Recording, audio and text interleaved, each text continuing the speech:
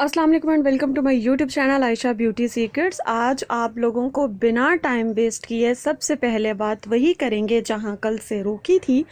तो हम बात कर रहे थे कि हम अपना चैलेंज स्टार्ट करेंगे। तो आज हमारा फर्स्ट डे है। फर्स्ट डे में हम करेंगे क्लींजिंग, फेस और नेक की क्लींजिंग। बिल्कुल आसान है, बहुत आसान है, घर में मौजूद इंग्रेडिएंट्स हैं।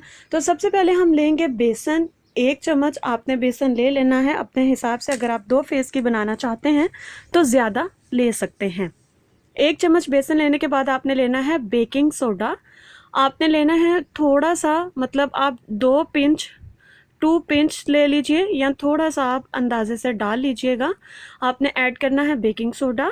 उसके बाद हम ऐड करेंगे पिंच ऑफ टर्मरिक यानी कि हल्दी हम ऐड करेंगे। उसके बाद हम पेस्ट बनाने के लिए उसमें ऐड करेंगे मिल्क का। लेकिन जिन लोगों की स्किन ऑयली है और वो चिकनाई से भागते हैं, मतलब उनको चिकनाई नहीं सूट करती, वो लोग ड्राई मिल्क का इस्तेमाल कर सकते हैं। जिन लोगों की ड्राई स्किन है वो लोग मलाई वाला कर सकते हैं, और जिन लोगों की नॉर्मल स्किन है वो मलाई उतार कर दूध का इस्तेमाल कर सकते हैं। दूध का इस्तेमाल आपने करते हुए पेस्ट बना लेना है। जो लोग ड्राई मिल्क का इस्तेमाल करेंगे वो लोग रोज़ वाटर से पेस्ट बना लें। बेसन तो जैसा आप सब जानते हैं कि ऑल स्किन टाइप्स के लिए बहुत बहुत बहुत इफ़ेक्टिव होता है। और इसमें जो मैंने बेकिंग सोडा ऐड किया है वो आपके पोर्स को डीप क्लीन करेगा, आपके स्किन को नीट करेगा। और जो हल्दी मैंने ऐड की है, अगर आप लोगों को सूट करती है तो आप लोग उसकी क्वांटिटी को बढ़ा भी सकते हैं, लेकिन इतनी भी इफ़ेक्टिव है, मतलब काफ़ी है।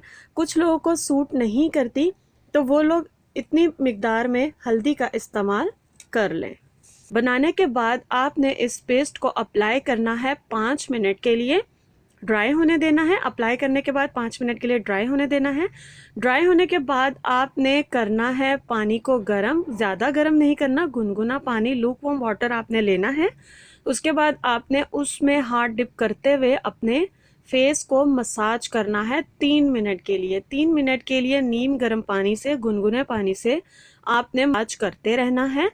फेस और नेक पर आपने अप्लाई करना है। फेस और नेक की अच्छी तरह मसाज करनी है, क्लींजिंग करनी है। क्लींजिंग करने के बाद गुनगुने पानी से ही आपने इसको वॉश करना है। वॉश करने के बाद कोई भी अच्छा सा मॉइस्चराइज़र आप अप्लाई कर सकते हैं जो आपकी स्किन के हिसाब से आप हो।